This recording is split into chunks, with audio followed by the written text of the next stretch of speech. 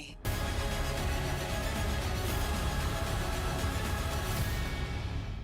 Yeah, so Furiosa we know is part of the Mad Max saga. Mad Max Fury Road came out in 2015, starring Tom Hardy and Charlize Theron, who played Furiosa, and now we have this prequel, this origin story of the character Furiosa, telling us how we got to the sequences and what basically made the character that Charlize Theron played in Mad Max Fury Road. So I mean, that basically sums it up. I don't need to read it. It's the origin story of Furiosa. All right, so I'm going to start first with my initial impression.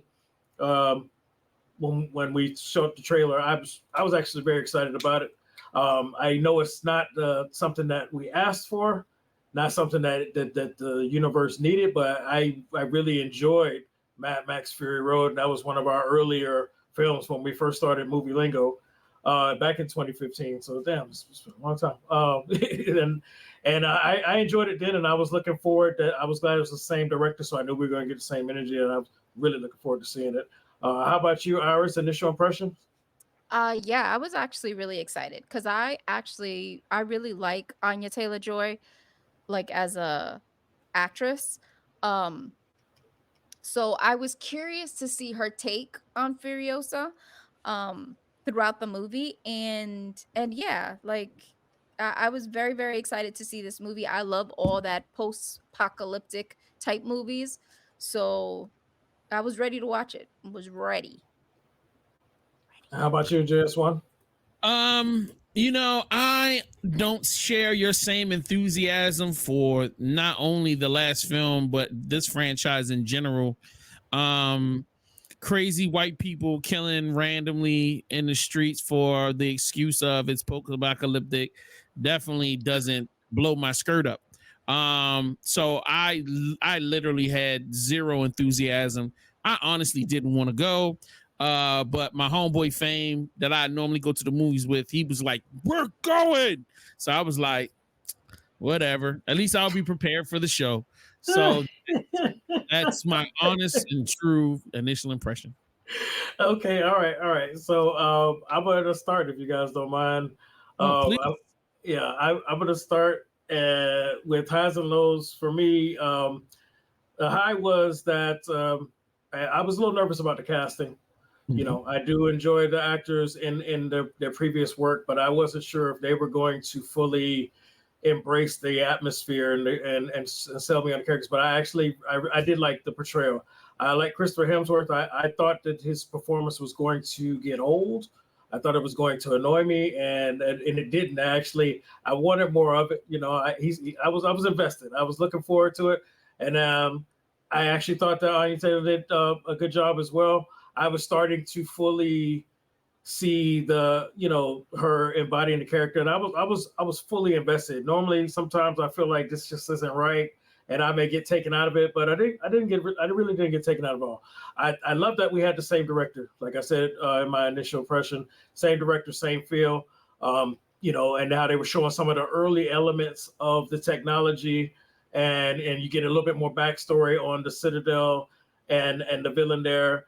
And then I also love how it led pretty much. They basically fed you all the way up to events of Mad Max Fury Road, which is good because I was worried that they were going to, establish her as Furiosa, this blah blah blah, and then we were going to try to fit in 2 more movies, to lead up to it. I didn't think that they were actually going to just say, hey, this is how she was established, and then give us a scene that links it automatically to the next movie, which I came home and me and the fiance immediately turned it on because she didn't get to see Mad Max Fury Road. So her watching it in that order was a very unique experience for me to see how she was reacting, how all the stuff was coming together, how certain characters you saw that were all a part of the Citadel at one point were in different roles and different positions of power in Mad Max Fury Road. And I really like that aspect too. It wasn't all just this is the same universe, it's just they're just younger. It was like a lot of shifts and moves made because of the actions of Christopher Hemsworth's character, shifting where everybody's role was in the later film. So I really appreciate that.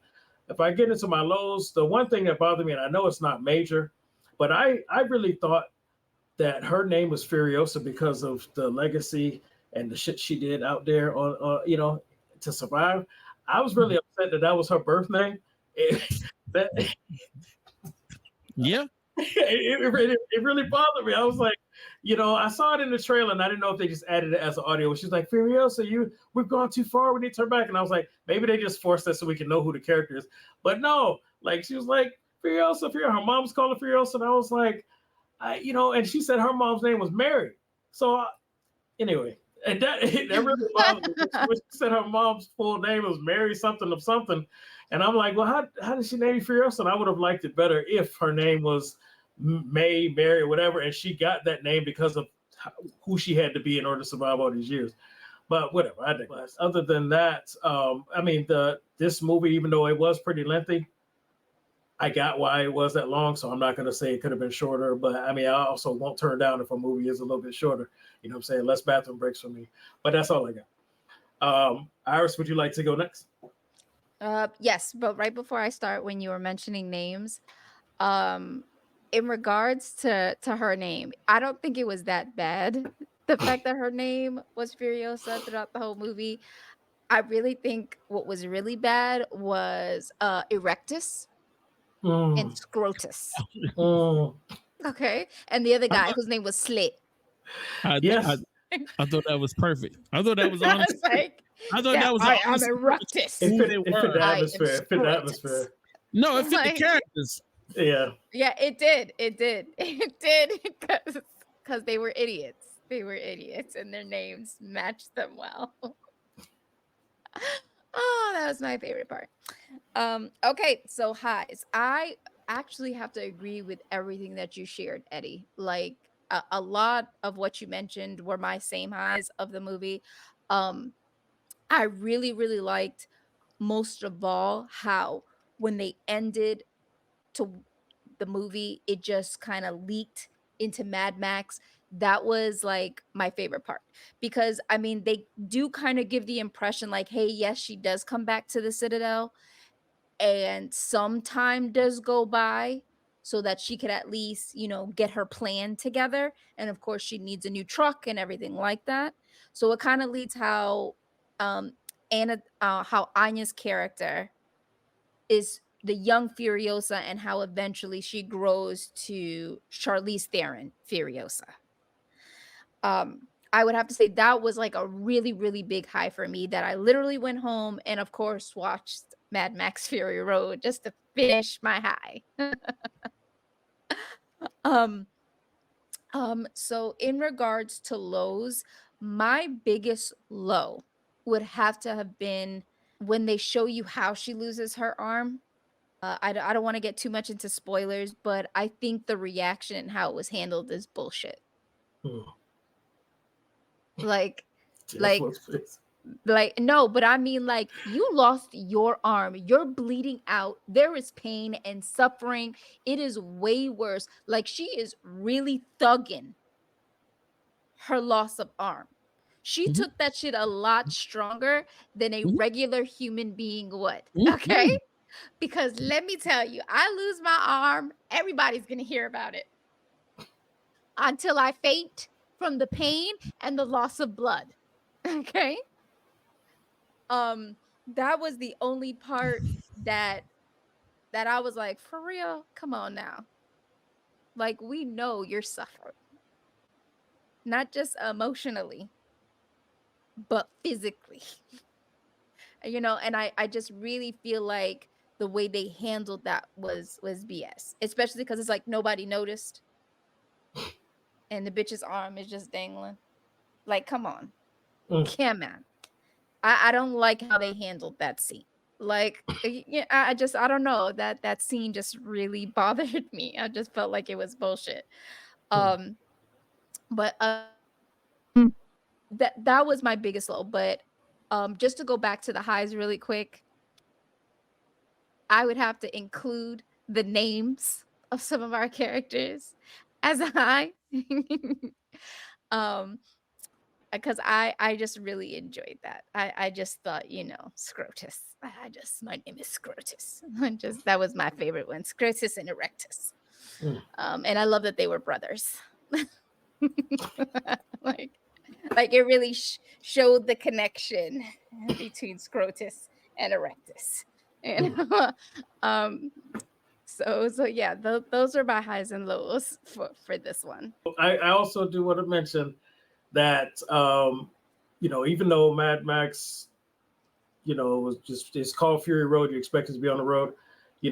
I was surprised that this one actually still they spent a lot of time they travel back forth and they kind of gave it still that same vibe, and I actually really enjoyed that. I was worried we were gonna get a lot more, of the politics and behind the scenes stuff, and I just wanted more of Mad Max, and it worked for me. So, all right, JS1, hit us with it. The following program is intended for mature audiences. Thank you, sir. I appreciate the opportunity to address a panel this evening, and I would like to say that it is with great honor and privilege that I come to you today to speak on the film Furiosa, a Mad Max film. In this particular venue, I have no historical context. So as my counterparts here are very much more educated and very much more eloquent when it comes down to having mature conversations, I am a very immature old man with no context through which to have a conversation. So when I set foot in the film and I sit down, I am first greeted with beautiful cinematography. Gorgeous shots. I mean, they use every camera to give you length and depth and color. The director does such a phenomenal job of showing you, if it's supposed to be desolation, you feel desolation.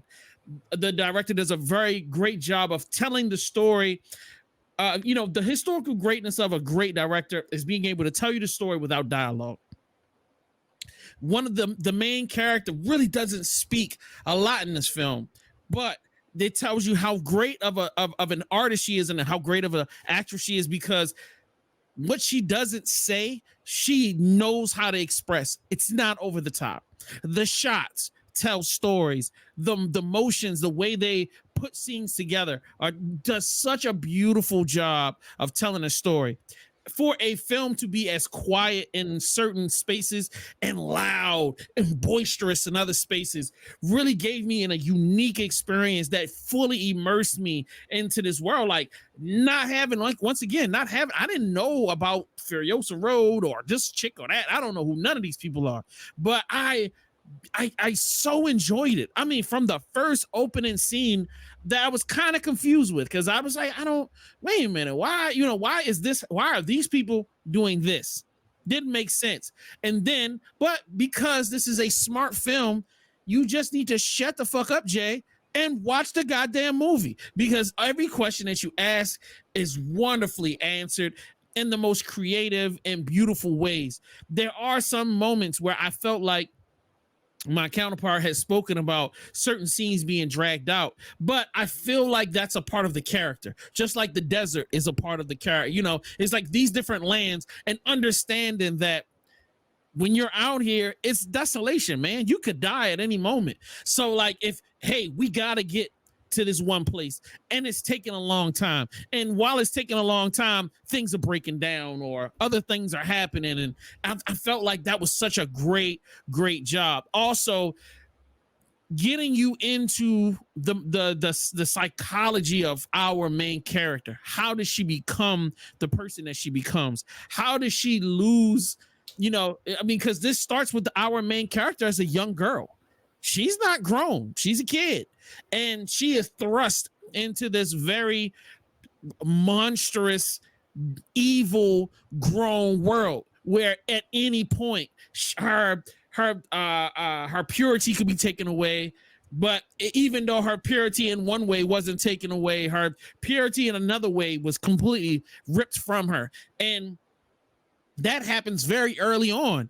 And when I see that, I'm going, are we at the end of the film already? Like, this is crazy. Like, did you just do this shit? And then it's like, oh yeah, second part 2, she ain't pure no more. And it's just like, all right, well, what am I going to see now? And then there's these different huge set pieces of great storytelling, bombastic over top characters, but I remember people saying in their reviews how whoever the big bad is, I forgot his name. Is it Chris Hemsworth? Can somebody help me out here? Chris Hemsworth played Dementus.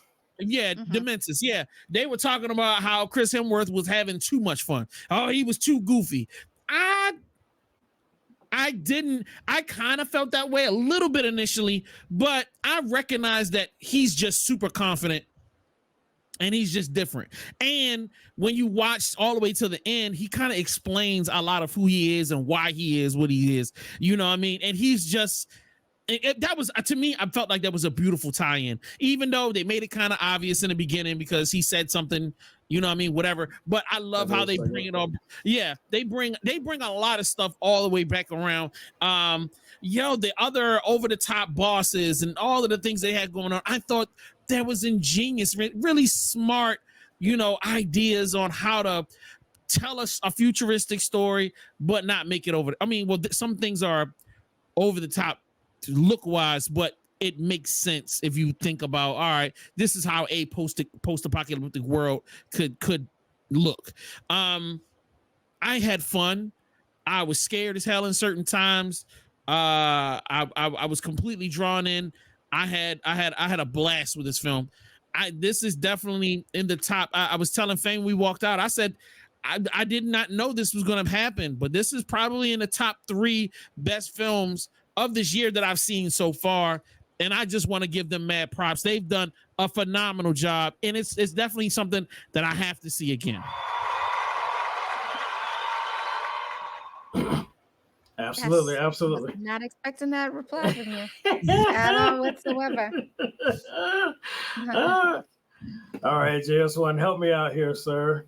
If you wanna, Is it a classic? Is it a good watch? Is it catch on streaming? Is it not doing for me? Is it? Oh, hell no. Or if you ever show me this ever again, I will.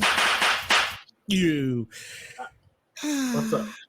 Giving this a hold on. Let me throw it back up on the screen again. I'm gonna give this a good watch.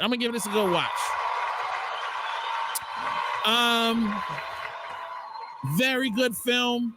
I definitely want to see. You telling me what you tell me now. I'm definitely feel like I have to go watch Fury Road, whatever the name of the other film is. That's it. I'm excited to see that.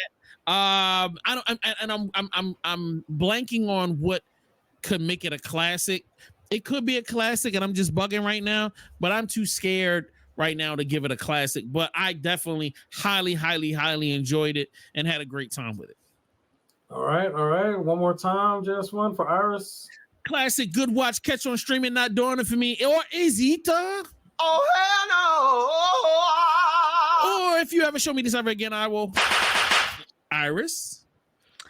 So I'm going to have to give it a good watch as well. I think as of right now, it's a really, really good movie. And I think it's going to be one of those movies that eventually, years from now, will be considered a classic. Yeah, I respect that. Like Die Hard. During that time, it was a good watch. Now we consider Die Hard a classic. That is a very, very good point, man. Die Hard had mixed reviews to a certain extent. There were some people that really loved it, like me, and there were some other people that was like, "Oh, dude, running around with no shoes on. What the fuck?" Like, you know what I mean? Yeah, some people thought it was too campy. Yeah, definitely. Yeah. So for me, it's a Christmas movie. Oh God. So for me, I was gonna go with a good watch. And I like JS1, I couldn't really figure out why I didn't want to give it a classic. I think I was just playing it safe. But then after going to watch Mad Max Fury Road, and it's just, like I said, where you see where certain characters were in their roles and their positions, and then where they end up being later because of the actions of certain characters in this first one, it just made it all great to me. So I'm gonna have to give it a classic. Do that.